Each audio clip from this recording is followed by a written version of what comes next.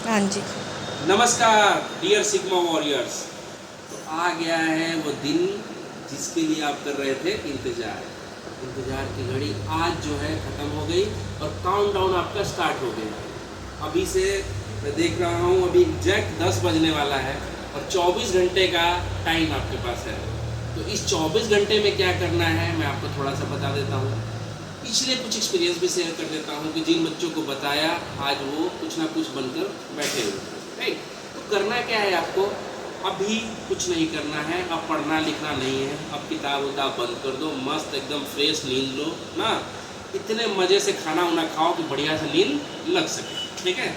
कल क्या करना है, सुबह उठना है। सबसे पहले क्या करना है आपको, जो रोज़मर्रा की ज़िंदगी में करते हैं सुबह सबसे पहले वो करना है, ब्रेकफास्ट कर कर तैयार हो जाना है और पहुंचना है सीधा कहाँ, सेंटर, ठीक है।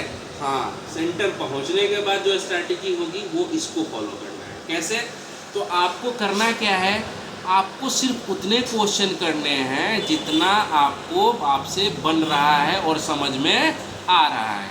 ज़्यादा दादा बनने की ज़रूरत नहीं है। दादा बनने का सेंस मतलब ये नहीं कि क्वेश्चन नहीं आ रहा है और तुक्के पे तुक्का लगाए जा रहे हैं।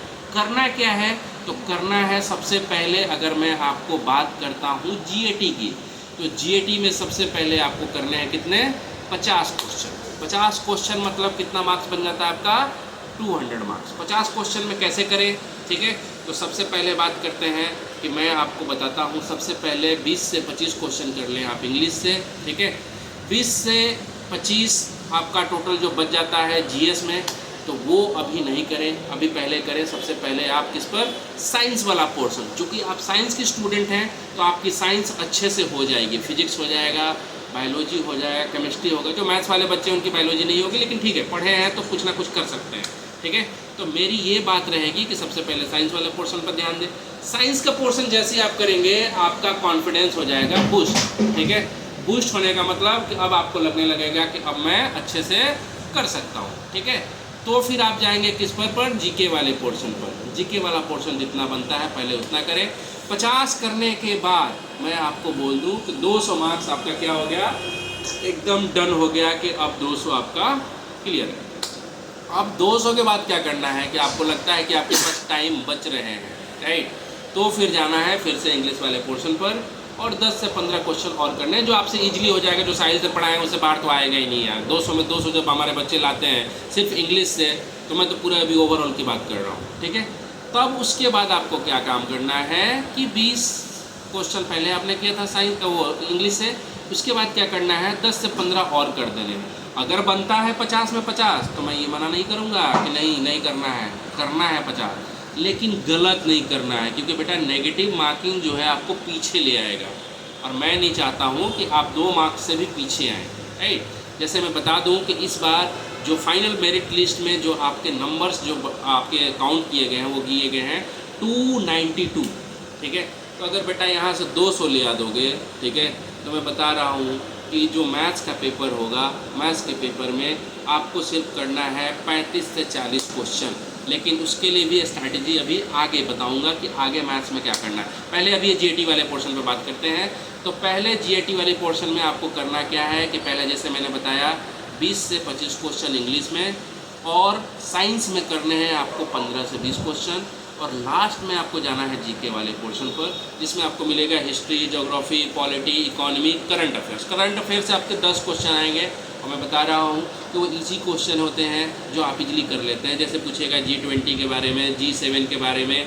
अभी इलेक्शन है तो इलेक्शन से 1-2 क्वेश्चन पूछ सकते हैं, वो पहले ही पूछ करके बैठे होंगे, तो आप इलेक्शन से रिलेटेड कुछ क्वेश्चन पूछ लेना, जान लेना, समझ लेना, तो देख लेना कौन से स्टेट में कितना MP का सीट है, ये सब चीज़ें आपसे क्वेश्चन पूछ सकते हैं, राइट। इलेक्शन कमीशन का चयन कौन करता है, कमिश्नर का, ये भी आप देख सकते हैं, ये क्वेश्चन पूछ सकता है आपसे, करंट में आपसे पूछ लेगा, राइट। तो मेरी जो स्ट्रैटेजी है बेसिकली वो सिग्मा वॉरियर्स के लिए, और जितने भी इंडिया में बच्चे देते हैं वो भी अगर इसको फॉलो करेंगे तो कोई भी बच्चा ऐसे मेरे को ऐसे फिर उंगली करके बोल नहीं सकता कि सर आपने बोला था मैंने ऐसे फॉलो किया और मेरा हुआ नहीं। 100% सिलेक्शन होगा, ये मेरी गारंटी। आज तक जो मेरा बच्चा बात माना है, आज तक कोई ऐसा नहीं हुआ जो अभी तक एनडीए में ट्रेनिंग ना लिया हो, ठीक है। तो ये मेरी स्ट्रैटेजी है, ठीक है। आगे के मैथ्स के पोर्शन पर मैं बात करते हुए आपको ये बताऊँगा कि मैथ्स में सबसे पहले आपको जो करना है, क्या करना है, आपको सबसे पहले करने हैं 30 क्वेश्चन। कितने क्वेश्चन? 30 क्वेश्चन। और मुझे पता है यार 30 क्वेश्चन तो आप इजीली कर ही लोगे। 30 क्वेश्चन से कितना मार्क्स बन गया? 75 मार्क्स। 30 दूना 60 और 15 कितना? 75 आते ही आपका मैथ्स का कट ऑफ क्लियर हो गया। अब आपको क्या करना है, अब आपको आगे बढ़ना है कि आगे बढ़ने के साथ साथ क्या क्या चीज़ें करनी है, तो वो करना है आपको कि अब मैं 10 क्वेश्चन और करूँ, फिर 10 क्वेश्चन और अब बढ़ाओ, तो 30 से कितना हो जाएगा? 40। 40 से 10 क्वेश्चन आप बढ़ाओगे, 25 नंबर और आपके बढ़ जाएंगे। राइट, कितना मार्क्स हो गया? 100। ठीक है, 100 मार्क्स हो गया। अब इसके बाद आपको लगता है कि मेरे को अब रैंक के लिए काम करना है, अब मैं इस लायक हो गया हूँ कि मेरा कट ऑफ क्लियर हो गया है, अब मुझे रैंक के लिए काम करना है। तब बेटा 10 क्वेश्चन और कर दो। 10 क्वेश्चन मतलब 50 क्वेश्चन करते हैं, कितने मार्क्स हो गए आपके? 125 मार्क्स। ठीक है, 125 मार्क्स बनते ही आप उस लिस्ट में आप आ गए हैं जो अब रैंकिंग में जाने के लिए आप तैयार हैं। लेकिन फिर से बात कर रहा हूँ बेटा, नेगेटिव नहीं करना है। एक भी क्वेश्चन अगर आपको डाउट हो तो उसको टच भी नहीं करना है। अगर आप इस स्ट्रैटेजी को फॉलो करेंगे तो मैं 100% बोल रहा हूँ, भगवान खुद अवतरित होंगे ना और बोलेंगे कि इसका नहीं होना, तो वो भी नहीं रोक पाएंगे। ये मेरी गारंटी है, और मेरी गारंटी आज तक कभी गलत नहीं हुई। पिछले 14 सालों से जिन बच्चों पर काम कर रहा हूँ उनका सिलेक्शन हुआ है और वो कुछ ना कुछ करके गए हैं।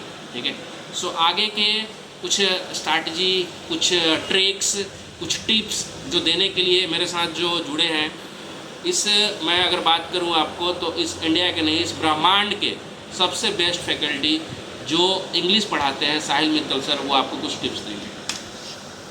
Hello, all the best. और गेस्टिमेट पर बाद में काम करना, पहले जो पढ़ाया हुआ है उन पर काम करना।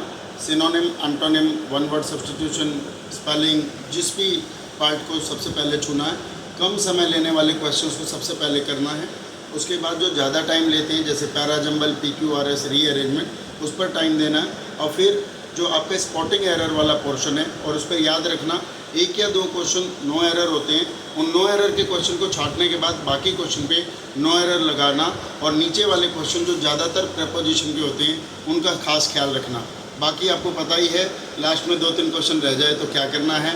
और बाकी सर ने जितना बताया, मुझे लगता है इस पूरी प्रोसेस को अगर फॉलो कर लेंगे SSB में मिलेंगे।